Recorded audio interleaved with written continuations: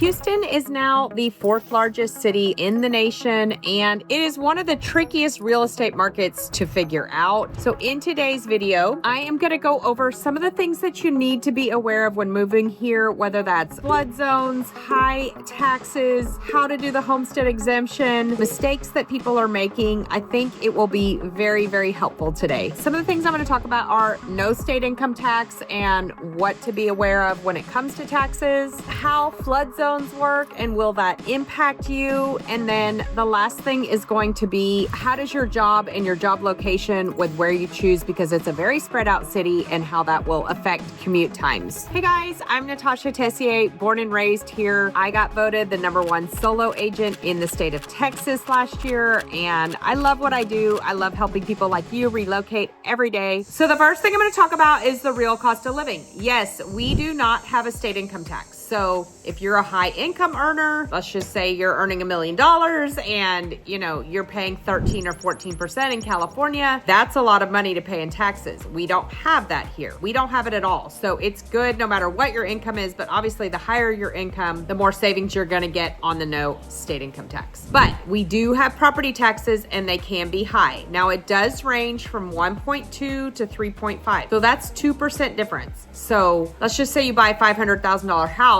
at the 1.5 range. Okay, so that's about $7,500 a year. Or you buy that same $500,000 house at the 3.5% range, and you're talking quite a bit more money, up closer to $20,000. It is very important that you figure out what property tax is and what you can afford based on your income and the amenities that you want. A lot of people opt to pay the higher property tax because of the amenities included, and they know it will go down over time. So some of our neighborhoods like Wood Forest started over 3 and now it's down to 2.2 and 2.4. They get things like walking trails, parks, neighborhood pool, dog parks, basketball courts, tennis courts, pickleball courts, all the things. So other neighborhoods like mine, we live on land and it's only 1.5%, but we don't have any amenities to play with. So, and I don't have walking trails. I just walk on the street. So it's a trade-off everywhere you go. It's just something to think about when you're looking at property taxes and figuring out what you want your monthly budget to be. And so many people talk about MUD taxes. Now that MUD tax is usually in your tax rate already. So if you're seeing the 3.1, that's including the MUD. And what that is, a municipal utility district. Basically the developer goes in, puts in the infrastructure, and then the residents pay that off over time. And that's why the tax rate goes down as it gets paid off. Another big one to think about is homestead exemption. If you close with me, I will walk you through all this, but you want to file for homestead exemption if you're living here, because right now it's $100,000 off your school portion of your taxes. So for Montgomery County, I'm at 1.5. 1.09 of that is the school tax. So that's where the majority of my taxes are going. And I'm going to get $100,000 off the value to pay. They have it proposed. I think it's passed legislation. They're just waiting on a vote for that to go up to $140 per family that has a homestead. It's very, very important that you file for homestead, know how to do that, know the steps. I go through that with all my clients at closing or send them a video on how to do that. The other thing is for over 65, it's at 110 and the proposed new number is 200,000. So if you have a $500,000 house, you're over 65, you're only going to be charged on 300,000 for the majority of your taxes. It's going to be a big savings. So think about that when it comes to the taxes. Let's talk about flooding 101. Here's the honest truth about flooding. I've never sold a flooded home. I've sold over 300 homes in the area. Most are not in a flood zone,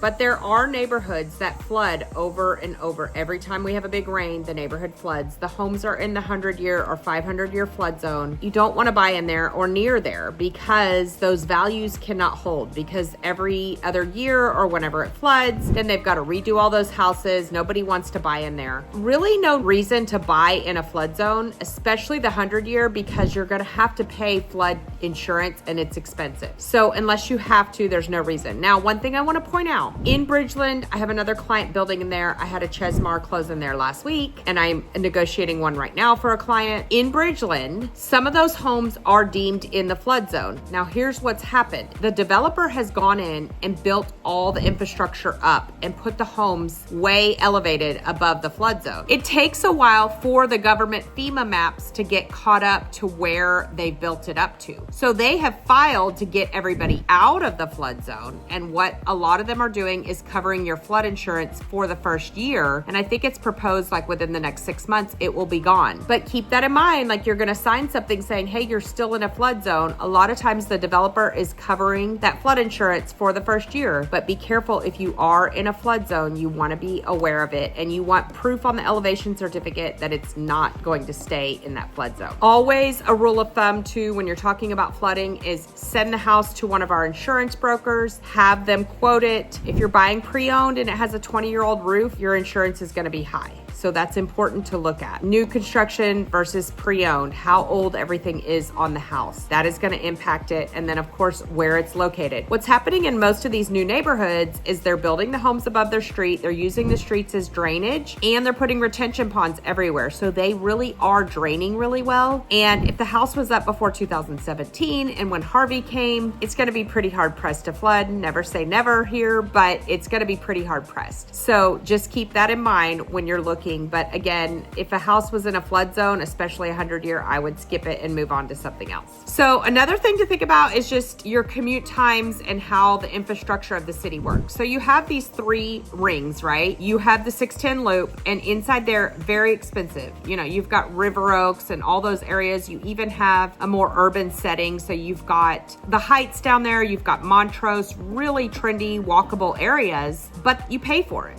So, you know, a little 600 square foot house could be 500,000, and out in the suburbs, a $500,000 house is 3,000 square feet, 4 bedrooms. So keep that in mind, that the further in on that ring, now you wouldn't have commute times if you work downtown, but you won't get as much bang for your buck. Then they built Beltway, and then they built 99. If you don't work from home, is going to affect where we're going to look for you. And that's one of the big questions we need to answer, is where are you driving somewhere, or are you flying out every week to the airport? Okay, because you don't want to be super far from that. If you're in the energy corridor, something like Fulshire, Katy might make more sense to you than Magnolia, because that's a really far commute. So it's very important to figure out where your job's going to be located, how often you'll be going in, and what hours, because the city is very, very spread out, and you don't want to have a 2-hour commute every day. That would be miserable. So like, for example, Katy to the energy corridor might be 30 minutes, but Katy to downtown medical center might be over an hour. So again, we just need to line that out for you and make sure we know what makes sense. So let's talk about the job hubs. One of the biggest industries here is going to be obviously construction. So there's a lot of new construction. I have people who are working for home builders moving here and just working in the new construction industry. Healthcare is very big downtown, but also in all the suburbs. So you have a huge healthcare. You've got tons of hospitals in the Woodlands, tons of hospitals in Cypress. My husband opened a micro hospital in Tomball, orthopedic only. Very cool. So if you're in medicine, pretty much anywhere you go, you're going to be able to try to find a job right there and not have crazy commute times. Oil and gas is really big. Of course, we have the Nassau Space Center, but again, you're not going to want to live in Montgomery and drive to the Nassau Space Center. So it's really going to be important to figure out where that job location is before you purchase your home. When you're talking an urban setting versus the suburbs, yeah, your money doesn't go as far, but in addition to that is that, you know, most people think, oh yeah, I'm going to buy inside. And then they go look at a house, you know, let's just say Jubilee, which isn't that far of a commute, and you can have this gorgeous new home in this great neighborhood.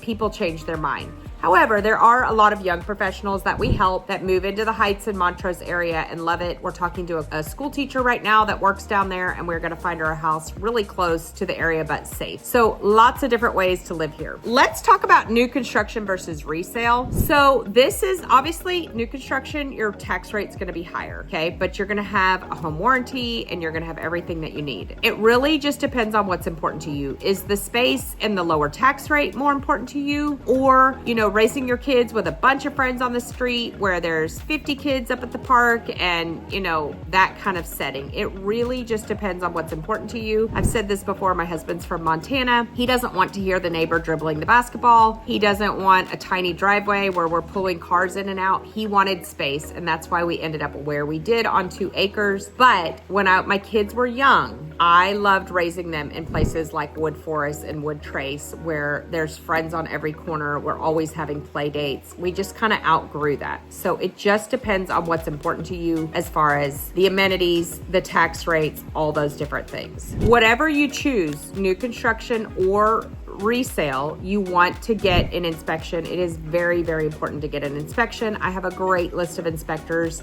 We cannot choose your inspector for you. We can recommend some, but ultimately you need to pick your inspector that's going to inspect your home, but I highly recommend it. So on resale, we have 7 days to inspect, ask for repairs, a payment in lieu of repairs. On new construction, we're still going to inspect, but you cannot get your earnest money back. It's almost impossible. So you have to be okay with letting that deposit go once you put it down. I can oftentimes get it moved to a different house, but I'm not going to get your money back unless it's a very extenuating circumstance. So keep that in mind before you put the deposit down. One thing I want you guys to check on your inspections, and I just had this happen last week, is the drainage. So in these backyards, the rule is that the house has to slope 6 inches from the back of the house for every 10 feet for the water to run away from the house. Now, we were closing on this house and it was not sloping. The inspector pointed it out. We pointed it out. They did work on it, and they basically create a swell. And so the water lands in the swell, then drains around the edge of the house. They were saying, oh, it's fine, it's fine. And I kind of put my foot down and said, no, it's not fine. I made them write into the contract before we signed that would be repaired within a week and that it would be to the 6 inch for every 10 feet rule. Okay, so it is important that you have somebody watching your back to know when to fight for that. We were in the final walkthrough. I had 2 closings back to back. I was not there with my client. He called me. I got on the phone with the supervisor and I said, this is what we're going to do or we're not going to close. And they did it. So make sure you have somebody strong who knows what they're talking about and knows how to negotiate on your behalf. And now he's super happy. He actually moved in and texted me and said, I cannot believe the price you got me and a washer, dryer, fridge. I've been talking to my neighbors. Nobody got that, super excited. Anyway, that's besides the point. You want to inspect, and drainage is one of those big things here when you go back to flooding, to making sure the house drains well. The rule is standing water 72 hours. They are required, if you have any standing water on your lawn for 72 hours, they're required to repair it. A lot of times a French drain is needed, and very great, where they just put in the drain, shoot it out to the street or to the end of the, lawn or whatever, so the water gets away from your house. It's very important to get the water away from the house. Let's talk school districts. Obviously, high demand are your school districts. Tomball ISD, Magnolia, Montgomery. Some of the bigger, very highly sought after school districts are Conroe ISD and Katy and Cypress. So many great public schools, all very different. Some more conservative approach, some more liberal approach, some small, some big. Some have 1,600 kids in it, some have 4,200 kids in the high school. So important to think about. And it is very important that you look at where this home is zoned to. We have neighborhoods where those school districts cut right down a street. So they were formed before the neighborhoods were formed. And you and your neighbor across the street might be zoned to 2 different school districts. So don't make the mistake of buying a house in one school district, thinking it's in one and it's in another, and you can't go to the schools that you wanted to go to. They are not open enrollment, a lot of them, and they will not allow you if you don't have the correct address zoned to their school. So please look at that before purchasing. Another thing people don't think about is the climate. Okay, it's Texas, it's hot. I don't care if you're in Dallas, San Antonio, Houston. July and August are hot. We are in September. It's nice out. It's 60s at night. It's 80s during the day, but it gets hot here in the summers, and your AC will run, and you will go from AC to AC, and you don't want to go out and walk at 2 o'clock in the afternoon. Now, what I like about it is I can still walk every day. I walked all summer. I just got up at 7 and did it instead of, 11 a.m. And I love to be outside. It's usually sunny. It might rain for an hour or 2, and then the sun comes out. So I love that we can be outside a lot and be in the water. People live at the neighborhood pool or their own pool or in the lake or at the beach.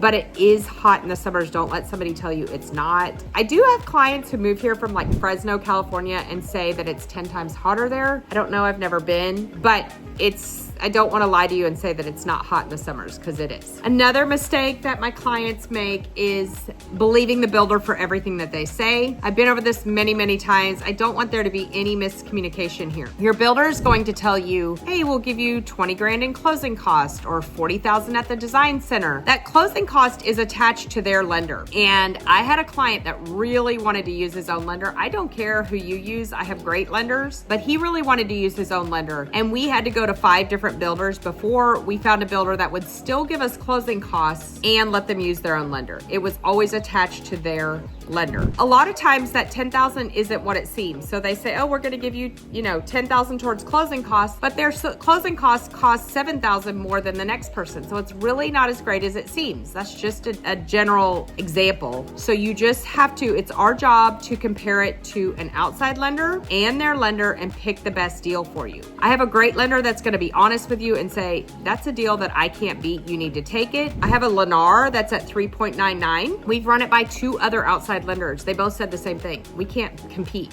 They're paying for that buy down. We can't compete. Make sure you check it out, and then that way we know we're getting the best deal possible. That's part of my job to help you. Another mistake is just forgetting that homestead exemption. Filing that, we'll go through that upon closing. Not checking your school boundaries. That's another big mistake. Overlooking HOA, MUD, taxes, your whole bill as one is another big mistake. Choosing just the house alone and not looking at location and commute times and all that is another big mistake people are making. Failing to compare incentives across builders. My last thing would be is just trying to buy without local support. There are so many things to be aware of. My buyers have never paid me a penny. So you don't owe me anything. The builder is going to pay me or the seller is going to pay me for the most part. So it doesn't cost you anything to have that representation and have somebody with boots on the ground here helping you decipher what place and what home is best for you and your family. I would love to work with you. Reach out, fill out my form below. Myself or my assistant will get in touch with you. We'll set up a Zoom or phone call, see how we can help you move to the great state of Texas and specifically the Houston suburbs. I hope you have a blessed day.